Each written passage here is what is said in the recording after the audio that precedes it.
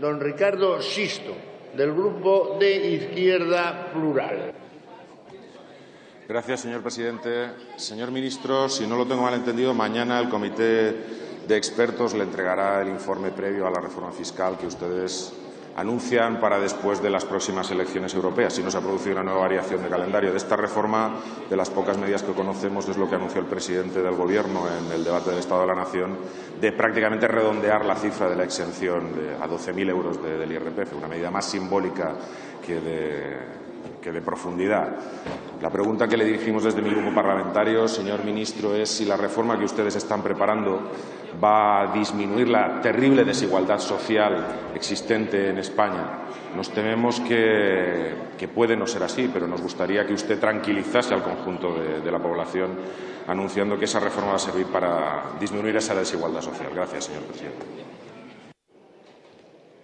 Muchas gracias, señor diputado. Señor ministro. Gracias, señor presidente. Señor Sisto, como usted conoce, mañana efectivamente el Comité de Expertos, presidido por el profesor Lagares, me hará entrega, en mi condición de ministro de Hacienda y Administraciones Públicas, del informe consecuencia de su trabajo sin duda alguna muy de agradecer, de valorar en las circunstancias actuales, que elevaré a Consejo de Ministros el próximo viernes, puesto que el encargo es del Consejo de Ministros. Se trata de la puesta a punto de nuestro sistema tributario desde los principios de suficiencia, equidad y eficiencia económica. Equidad es el gran asunto que su señoría plantea. Y es también el anuncio que hace el presidente de Gobierno en el debate del Estado de la Nación. Vamos a mejorar los impuestos.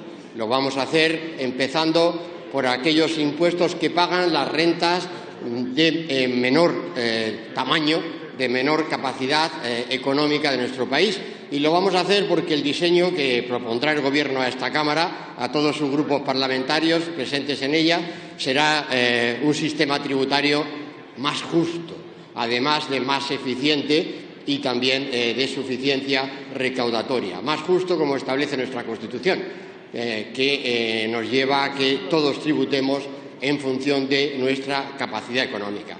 Por cierto, el anuncio que hace el presidente es un anuncio muy importante que afecta a millones de contribuyentes y, en modo alguno, yo creo que su señoría lo debe minusvalorar, como ha tratado de hacer en la formulación de su pregunta. Muchas gracias, señor presidente.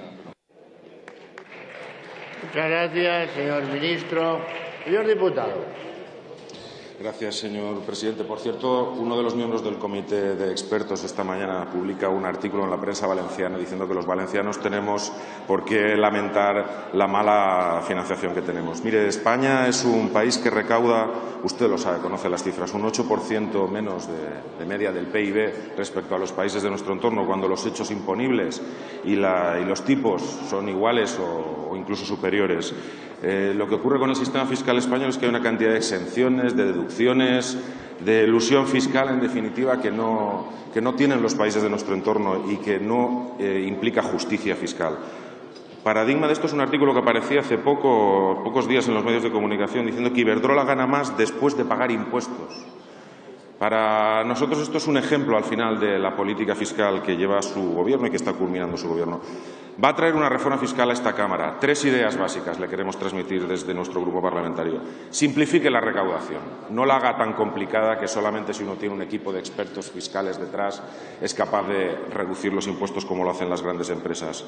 Aproxime los tipos efectivos a los nominales. Por ejemplo, en el impuesto de sociedades el tipo nominal es el 30, pero el tipo efectivo, sobre todo para las grandes empresas, está ridículamente por debajo del 10%.